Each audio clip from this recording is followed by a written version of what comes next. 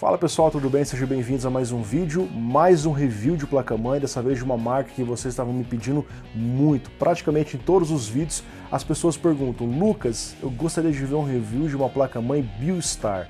Trouxe para vocês aqui então hoje a Biostar B450 GT3, uma placa intermediária na faixa dos R$420. Para quem não conhece, a marca Biostar é bem antiga no mercado, só não é tão popular aqui no Brasil ainda, creio eu que isso vai mudar daqui para frente, porque é uma marca que oferece uma boa variedade com preços bem competitivos, sendo esse o principal diferencial dela. Mas será que realmente vale a pena você comprar uma Biostar? É o que a gente vai tentar descobrir hoje através de testes práticos no VRM, porque geralmente as placas nessa faixa de preço são mais simples, não tem dissipador, acaba dando problema de aquecimento demais no VRM, e essa placa tem um dissipador. Então vamos testar aqui com 2200G, 2600 e o Ryzen 7 2700X, o desempenho em jogos, para a gente ver se o VRM esquenta, e o desempenho em renderização pesada, além de testes de frequência de memória, a gente vai dar uma olhada na BIOS, vamos fazer overclock, enfim, vamos conhecer os principais detalhes e, claro, os pontos negativos. Vem comigo até o final. Equipado com sensor topo de linha e switches óticos de alta precisão, o novo mouse Gamer Redragon King Cobra vem para trazer performance e um design diferenciado por um preço acessível. Confira mais detalhes pelo primeiro link na descrição. Pensando em comprar um novo PC ou fazer aquele upgrade? Conheça e visite a loja Terabyte Shop, os melhores hardwares pelos menores preços. Deu tela azul nos seus jogos, seu hardware está apresentando problemas? Conte com a GTEC Informática, assistência técnica parceira que atende em todo o Brasil. E para Water Cooler Custo, importação sob demanda e componentes diferenciados, conheça e visite a Performance Solutions. Vamos lá pessoal, fazer o rápido unboxing da Biostar B450 GT3. Essa aqui é a parte da frente da caixa. Na parte de trás, desenho da placa, especificações, alguns dos seus recursos que nós vamos explorar com calma neste review. Então, tiramos aqui a placa, que vem com plástico antistático, pedaço de papelão. Nós temos 4 cabos SATA, um manual de instruções em inglês, em chinês, né? O DVD de drivers nós não vamos usar, espelho traseiro e é só. Como vocês estão vendo, a placa é predominantemente na cor preta, tem alguns traços em cinza, inscrições bem forte, logo Biostar, os recursos muito bem identificados. Ela é uma Micro TX quadradona, 24,4 por 24,4. Nesse vídeo eu vou fazer algumas comparações com a B350 GT3, que não é fabricada mais, ou não é comercializada por aqui mais, eu não sei se fabricam ela ainda, né? Essa placa tem alguns LEDs aqui na região do áudio, acende inicialmente na cor azul, você pode configurar isso via software. Tem LEDs por baixo da logo Racing aqui, né? Eles em contato com a chapa do gabinete faz uma espécie de uma aura em volta aqui dessa logo. A placa só tem 2 headers para fãs, o System 1 e o System 2. Acaba dificultando caso você tenha um water cooler com muitas fãs e tenha que instalar as fãs do gabinete também, né? Aqui em cima você vai ter apenas o CPU fan, que é obrigatório para você ligar o cooler ou a bomba, no caso, dependendo do que você estiver utilizando aí. Aqui nós temos o bom e velho socket AM4, que está presente nas placas desde 2017, já recebeu os Ryzen de primeira geração, segunda geração, vai receber os Ryzen de terceira geração, e a promessa é que os de quarta geração, os Zen 2 Plus, que vão chegar em 2020, também continuem aqui no socket AM4. Conforme vocês estão vendo, esse é o dissipador do VRM da placa, responsável pelas fases do V-Core. Ele é um dissipador semi-aberto, então ele facilita a passagem da ventilação para o seu próprio arrefecimento. Ele recebeu um downgrade em relação ao da B350 GT3, ele é menor e o contato com os MOSFETs é parcial. Lá era um contato um pouco mais completo. Pelo menos eles removeram aquele LED que tinha aqui em cima, né, que não entrava na minha cabeça. Por que colocar um LED em cima de um dissipador para acabar esquentando o próprio dissipador? E a ideia dele é que ele seja o mais frio possível para ajudar os MOSFETs, mas enfim. E também houve um downgrade no VRM em si, né? Lá eram 4 mais 3 fases, mesmos indutores, mesmos MOSFETs, muito parecido, e aqui é 4 mais 2 fases, removeram uma fase dos gráficos integrados, provavelmente para fazer algum tipo de corte de custos. Embora isso aqui não signifique um problema muito grave, porque gráficos integrados e SOC não exigem tanto assim, mesmo que você faça um overclock numa Vega 11, numa Vega 8, 2 fases vão dar conta disso, mesmo assim houve um downgrade, um VRM como um todo. tanto na remoção quanto no dissipador. Então, 4 mais 2 fases, através do PWM ISL 95712, que é bem popular. As fases são 3 MOSFETs por fase, 2 MOSFETs SM4364 de baixa, um SM4367 de alta, os dois são canal N, e tem um suporte aqui do MOSFET de alta, 35 amperes por volta dos 100 graus.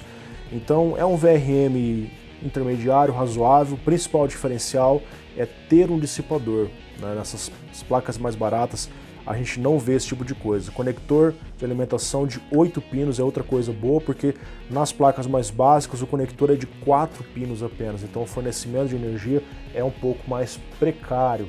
Vamos lá então para os testes práticos. Eu testei 3 dos prováveis processadores que serão utilizados aqui em conjunto com uma placa de vídeo RX 590 e uma temperatura ambiente 35 graus da bancada aberta. Então o teste não vai ser só em renderização e sim também em jogos. Então jogando PUBG por 15 minutos com 2200G em estoque, o VRM tudo ao seu redor se manteve bastante frio, com picos em 55 graus, subido apenas alguns graus quando nós ficamos pelo mesmo tempo, 15 minutos, executando uma pesada renderização no Blender, onde a exigência do VRM foi cerca de 48 amperes, sem problemas no CPU. Com o R5 2600 os picos foram em 59 graus, pouca coisa acima, subindo um pouco mais quando nós rodamos o Blender, onde a exigência do VRM quase dobrou, 80 amperes. Isso porque quanto mais núcleos, maior será a exigência no VRM. É que nós vemos a importância de ter um dissipador. Em placas sem o dissipador, como eu já mostrei várias aqui no canal, ao usar esse mesmo CPU R5 2600, lá chegava a ficar em mais de 100 graus. E aqui a temperatura está amena, sem throttling no processador. Continuando o teste agora com o 2700X, o melhor CPU dessa plataforma, o VRM em jogo se manteve muito bem, ainda frio, com picos por volta dos 72 graus, e durante o Blender 87 graus, 15 graus a mais, onde a exigência foi de 124 amperes. Ainda assim, não houve throttling e o CPU se manteve estável. Como houve alguma margem para subir, eu fiz overclock no 2700X para 4.1 GHz, exigindo cerca de 166 amperes do VRM e dissipando algo em torno dos 170 watts, ponto aonde houve problemas e a frequência ficava reduzindo para 500 MHz. Considerando que é uma placa intermediária e barata, o overclock é um extra. Em estoque tudo rodou bem. E no final do vídeo eu vou falar um pouco mais sobre isso. Vamos falar agora de slots de memória. São 4 nessa placa, com suporte a Dual Channel, até 64 GB de memória. Tem travas dos dois lados, o que é uma coisa que nessa placa, como é pequena, acaba atrapalhando na questão da placa de vídeo, porque com a placa instalada a gente não consegue abrir as travas e tirar a memória. Tá? Poderia ter vindo só com as travas desse lado, como a gente vê em outras placas de outras marcas. Eu fiz testes aqui com 3 kits de RAM 3000 MHz. É uma coisa curiosa porque a BIOS dessa placa não tem suporte para RAM em 3000 MHz. Ou você usa 2933 ou você pula direto para 13200. Bizarro. Eu coloquei direto então em 3200 para não usar abaixo, né, para não ficar menos que os meus 3000 MHz. 2 kits funcionaram bem, que foi um da Data e outro da HyperX, mais novo, e um terceiro kit da HyperX mais antigo. Não consegui fazer a ativação do XMP nessa frequência dos 2933 ou 3200 MHz. Aqui na parte lateral existem headers para iluminação, RGB, esse tipo de coisa, conector 24 pinos. Nós temos os headers do painel frontal com suporte a speaker, USB 3.0, duas USB 2.0, conexões de áudio, o switch de BIOS, que é uma coisa muito útil nessa placa. Caso a sua BIOS esteja corrompida, é só você alternar a BIOS e vai acender um LED aqui na placa indicando qual BIOS você está usando nesse momento. Tem aqui os recursos de áudio da placa. Nós temos aqui um único slot M2 com suporte a SSDs de até 2280, tanto no modo SATA quanto no modo PCI Express. Se você usa CPU Ryzen, ele funciona até 32 GB por segundo. Se você usa APU, até 16 GB por segundo. Então há um limite dependendo do CPU que você utiliza. A placa tem 4 slots PCI Express, 2 X16, 2 X1. Na prática, quando você usar uma placa de vídeo, vai tampar o slot X1, então você vai ter só um X1 disponível. Sempre use no primeiro slot a sua placa de vídeo para você ter mais desempenho. e esse é um slot blindado que traz um reforço adicional para a placa. Esse foi um ponto que melhorou em relação à B350 GT3. E por fim, aqui na parte de trás da placa nós vemos 6 USBs, duas 3.0, duas 2.0, duas 3.1, sendo uma reversível. Conexões de vídeo VGA, DVI e HDMI para quem usa CPUs com gráficos integrados, tá? Não funciona com qualquer CPU Ryzen, pessoal, só funciona com 2200G, 2400G, aqueles Athlon 200G, enfim, só com gráfico integrado. Rede Gigabit, conexões de áudio da placa. Então, pessoal, chegamos ao final desse breve review e tanto essa placa B450 GT3 quanto a versão B350 sempre ficam indisponíveis nas lojas porque vende todo o estoque delas. Isso porque são placas que apresentam um bom custo-benefício. Porque se a gente olha o preço que está hoje, essa B450, R$420, e compara com outras placas AM4 nessa mesma faixa, o que você vai encontrar? A320, que é uma placa mais simples, com 2 slots de RAM, não faz overclock, placa sem dissipador no VRM, ou você encontra as B450, na maioria delas sem dissipador também, que é um item fundamental. Nós vimos nesse teste como o VRM conseguiu trabalhar bem mesmo com o melhor CPU 2700X em estoque. O VRM segurou, porque tem um dissipador auxiliando ali. E nós vimos outras oportunidades que CPUs como 2600 já causam problemas em placas que não tem dissipador. Tem os vídeos aí no canal para quem quiser conferir. Claro que essa aqui é uma placa perfeita? Não, ela tem os seus pontos negativos. Em resumo, essa questão do downgrade que ocorreu entre B350 GT3 e B450 GT3.